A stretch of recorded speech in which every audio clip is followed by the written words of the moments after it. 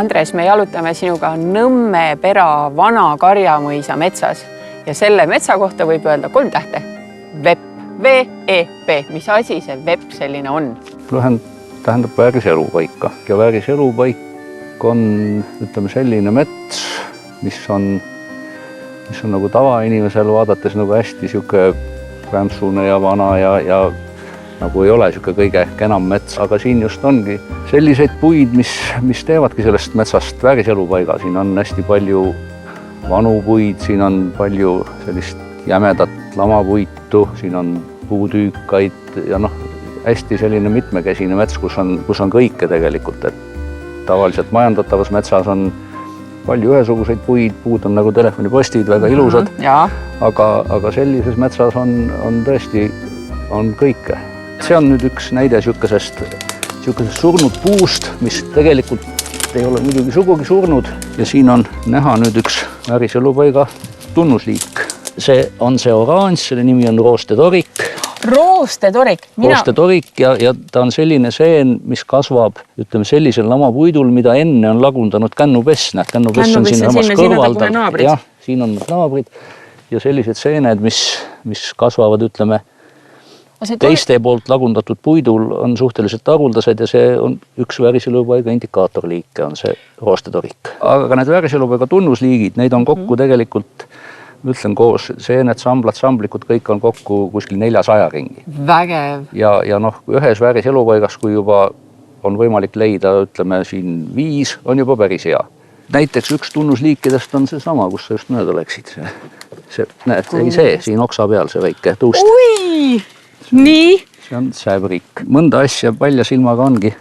Jaa, see on täiesti säbrik.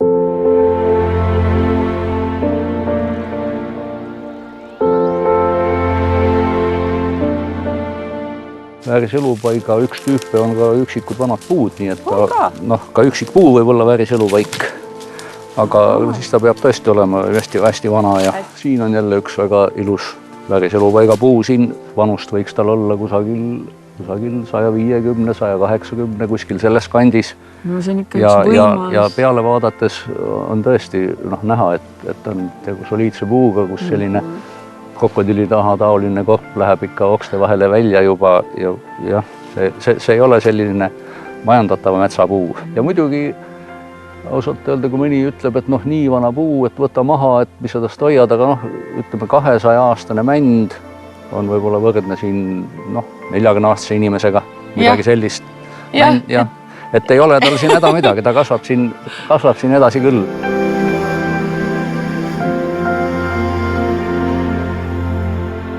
Minu kodus kasvab 20 pakku austerservikut. Harva olen ma seda seent varem looduses näinud, et seda seent saab igast hästi varustatud toidupoest väga kalli raha eest osta. Ja tema ei ole veel tegelikult siis nagu vääriselupaiga tunnus. Ta ei ole tunnusliik, aga ta on, ütleme, läheb sinna rubriiki palju puiduseeni, eks, et ta ikkagi vääriselupaigas on hea, mida rohkem neid liike ja muidugi väga palju loeb see metsa selline üldilme, et ega siis alati ei oskagi, ütleme, inimene, kes pole seda liigiõpet nii saanud, ei saagi tähele panna, aga ta, kui on näha, et mets on ikka, et seal on tõesti kõike, seal on vanu puid, seal on lamapuitu, seal on tüükaid, seal on õõnsaid puid, siis võib arvata, et võib-olla tegu vääriselupaigaga. Täna oleme vääriselupaiga tunnustega tutvunud erametsaomanik Tiit Linnamägile kuuluvas metsas. Kui riigimetsas on sellise ala kaitse alla võtmine kohustuslik, siis erametsaomanik saab seda teha vabatahtlikult.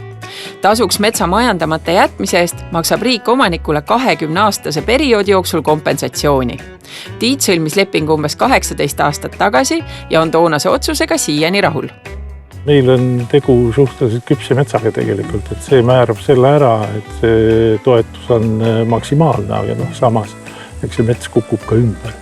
Eks see põhitulu jääb võib-olla saamata, aga see on arvestatav toetus.